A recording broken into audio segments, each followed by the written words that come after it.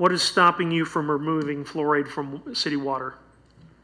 Well, I guess the answer is the science. The science says that fluoride is a benefit to mainly children. Hey guys, let him respond, please. Yeah, if we can find one legitimate authority that says that fluoride is bad to put in the water as opposed to being good to put in the water, as is currently the case, then certainly we would consider it.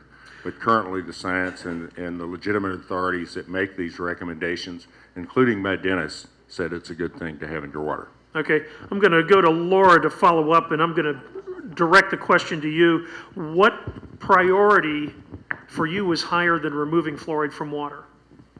There are a lot of priorities in Austin. I think traffic is an absolute disaster in our city, our affordability, and Austin Energy, our Austin Energy rates that affect every single person.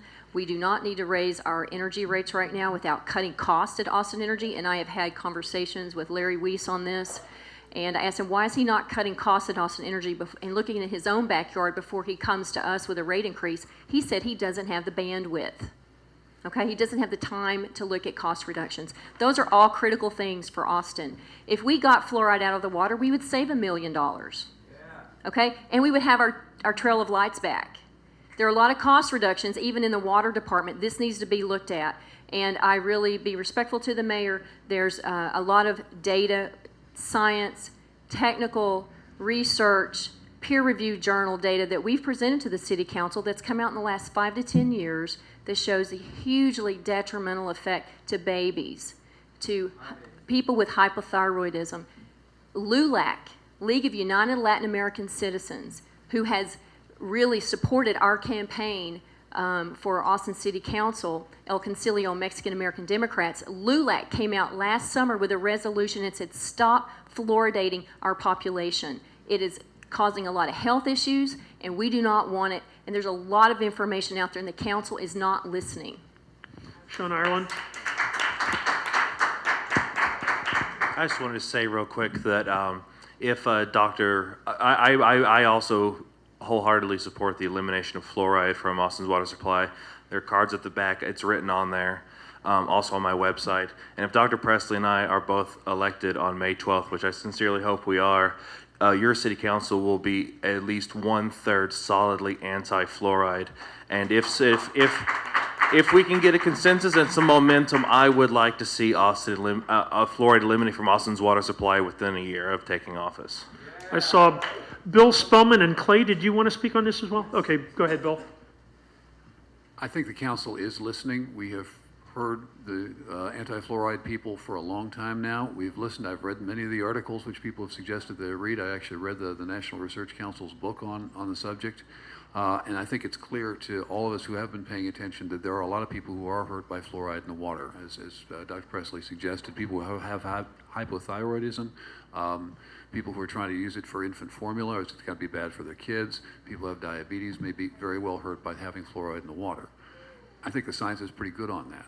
On the other hand, the science appears to be pretty good on the countervailing effect that putting fluoride in the water is also going to protect your teeth. If you are a kid over the age of 1, between 1 and 12, you're going to get fewer cavities if you have a small amount of fluoride, not too much, but a small amount of fluoride in the water that you wouldn't have otherwise. So I think we have to balance these things, and right now the science hasn't balanced itself. The balance of the science seems to be in favor of more fluoride right now, so long as it's in very small amounts. The amounts in Austin are at the very lowest edge of the range, which has been we have been told by CDC is safe. On the other hand, I'm watching the science very carefully. I'm listening to the things that people are saying, and at the point where the balance shifts, and it's clear that the costs of fluoride are greater than the benefits of fluoride, is the day which I'm going to vote to take it out of the water. Clay Defoe.